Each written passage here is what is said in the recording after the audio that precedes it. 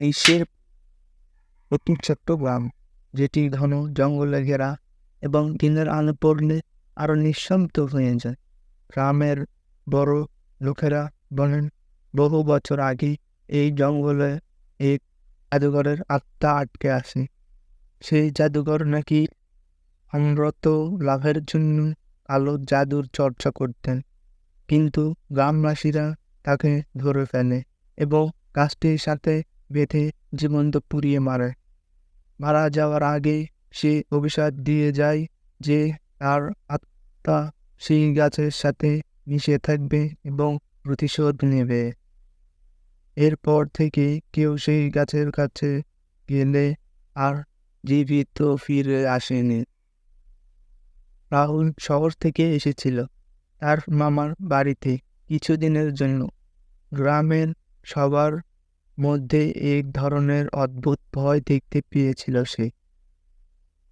তার মামা মামি তাকে বারবার নিষেধ করেন যেন সন্ধ্যার পর বাহিরে না যান, কিন্তু রাহুল কৌতূহলী স্বভাবের হওয়ায় গ্রামের এই পুরনো গাছটির গল্প শুনে তাকে দেখার সিদ্ধান্ত নেয়।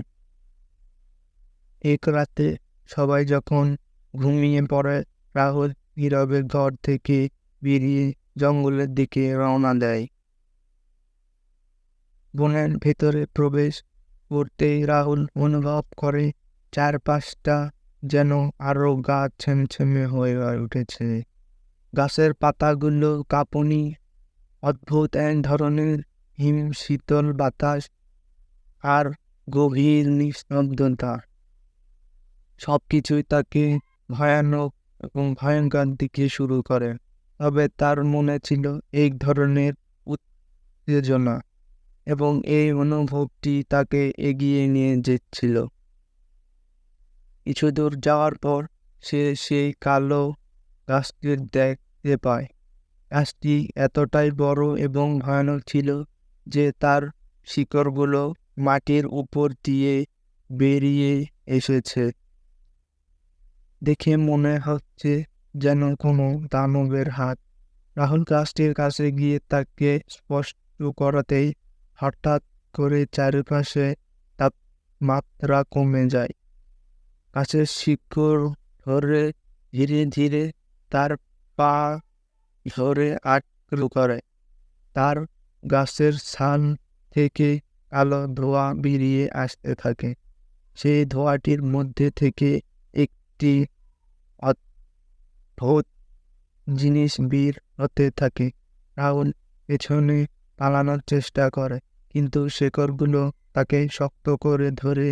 জাদুকরের কালো চোখের দিকে তাকাতেই রাহুল অনুভব করে যে সে আর এর উপর নিয়ন্ত্রণ রাখতে পারছে না। হঠাৎ করেই সে নিজেকে এক ভিন্ন সময় দেখতে পায়। সেই সময়ে যখন গ্রামবাসীরা জাদুঘরকে ধরে পুড়িয়ে মারছে, জাদুঘরের চিৎকারের আকাশ ফাটছিল আর সে অভিশাপ দিচ্ছিল গ্রামবাসীকে। রাহুল উপলব্ধি করে সে এই সময়ে আটকে পড়েছে। তার সামনে দাঁড়ানো জাদুঘরের আত্মা ধীরে ধীরে তার দিকে এগিয়ে আসছে। রাহুল বুঝতে পারে তাকে মুক্তি পেতে হলে এই অভিশাপকে ভাঙতে হবে, কিন্তু কিভাবে? তার মনে পড়ে জাদুকর বলেছিল সে তার অভিশাপ শুধুমাত্র কোনো নির্দোষ আত্মা ছাড়াই ছাড় পারে। যদি কেউ নিজের প্রাণ বিনিময়ে তাকে মুক্তি দেয়। রাহুল ধীরে ধীরে নিজের কাছে অনুভব করে যে সে গ্রামবাসীদের দ্বারা ভুল বুঝতে পেরেছে।